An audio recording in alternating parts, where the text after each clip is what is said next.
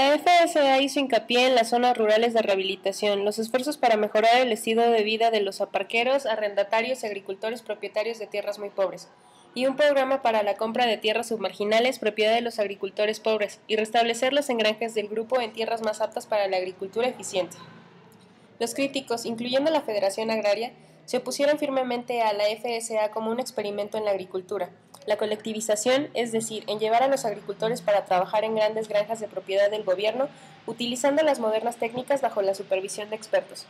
El programa fracasó porque los campesinos querían la propiedad privada.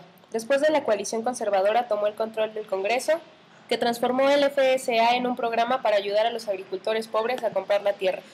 El RA y la FSA son bien conocidos por la influencia de su programa de fotografía, que duró de 1935 a 1944. Los fotógrafos y escritores fueron contratados para denunciar y documentar la situación de los agricultores pobres.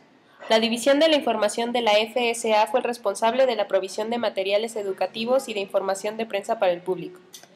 En virtud de Roy Stryker, la División de Información de la FSA adoptó una meta de la introducción de América para los americanos. Muchos de los más famosos fotógrafos de la época de la Depresión fueron impulsados por el proyecto de la FSA. Durante la Primera Guerra Mundial, 1914 al 18, los principales periódicos estadounidenses aprovecharon un nuevo proceso de impresión que alteró dramáticamente su capacidad de reproducir imágenes. La llamada impresión en huecograbado producía mayor riqueza de detalles e ilustraciones de alta calidad. Incluso en el papel de periódico barato se usó para crear nuevas secciones de imágenes más vivas. Las imágenes de esta colección son retrato del sentimiento estadounidense según avanzaba la guerra en Europa. Semana tras semana, antes y después de que los Estados Unidos se involucraran. Acontecimientos de la guerra se detallan junto a noticias de sociedad y los anuncios promocionando los productos de la época, la creación de un registro pictórico de ambos, el esfuerzo de la guerra y la vida en el hogar. La colección incluye una historia ilustrada de la Primera Guerra Mundial a partir de imágenes seleccionadas de las secciones del periódico, las cuales documentan gráficamente a las personas, lugares y eventos que acompañaron a esta guerra. Life nació el 4 de enero de 1883 en un estudio artístico ubicado en el 1155 de Broadway, Nueva York. John Ames Mitchell fue el fundador. Mitchell se adelantó a la época con un revolucionario proceso de impresión usando planchas de zinc, con la que mejoró la reproducción de sus ilustraciones y trabajos manuales. El eslogan de la primera edición de Life fue "While there's life, there's hope". La revista fue todo un éxito y muy pronto atrajo a los principales contribuidores de la industria gráfica y periodística. Uno de los más importantes fue Charles Dana Gibson.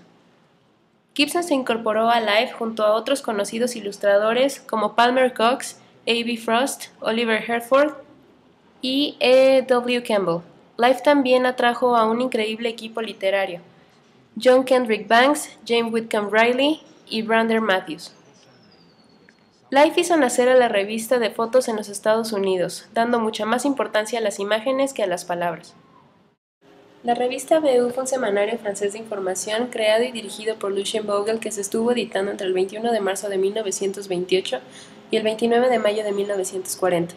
Surgió como un diseño revolucionario para un periódico y además empleó el hueco grabado, por lo que pudo disponer de impresiones de alta calidad y responder a la demanda de fotografías de los lectores.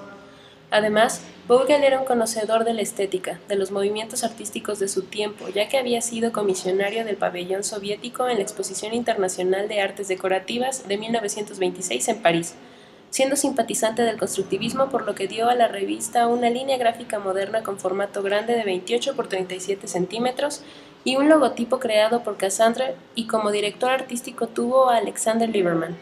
La revista realizaba monográficos de actualidad con gran cantidad de fotografías. Entre los fotógrafos que participaron se encuentran André Kertész, Brassai, Germain Kroll, Robert Capa, Gerda Taro y Marcel Ica. La historia de la AIZ comienza con la hambruna de la Unión Soviética y la llamada de ayuda de Lenin el 2 de agosto de 1921 a la clase obrera. Se creó como organización de apoyo para esta campaña la Ayuda Internacional de los Trabajadores, dirigida por Willy Münzenberg. En 1922, los primeros informes sobre el proletariado alemán aparecieron en sus páginas. La revista creció rápidamente durante la década de 1920, expandiendo su cobertura y atrayendo a prominentes colaboradores como los artistas George Grosz y Kat Kollwitz. El 30 de noviembre de 1924, AIZ apareció con un nuevo formato y se hizo bisemanal. Se convirtió en la revista ilustrada socialista más leída en Alemania.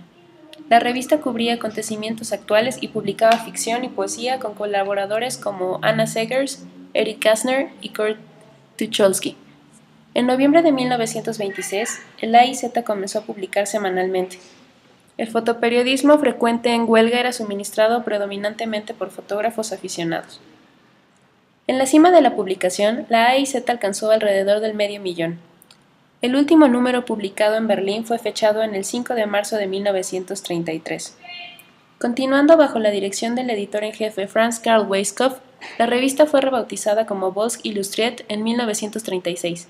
Cuando los nazis invadieron Checoslovaquia, la publicación se trasladó a París, donde se publicó un único último número en 1938. Picture Post era una revista de fotoperiodismo destacado publicado en el Reino Unido desde 1938 hasta 1957. Se considera un ejemplo pionero del fotoperiodismo. Se le ha llamado la revista Life del Reino Unido.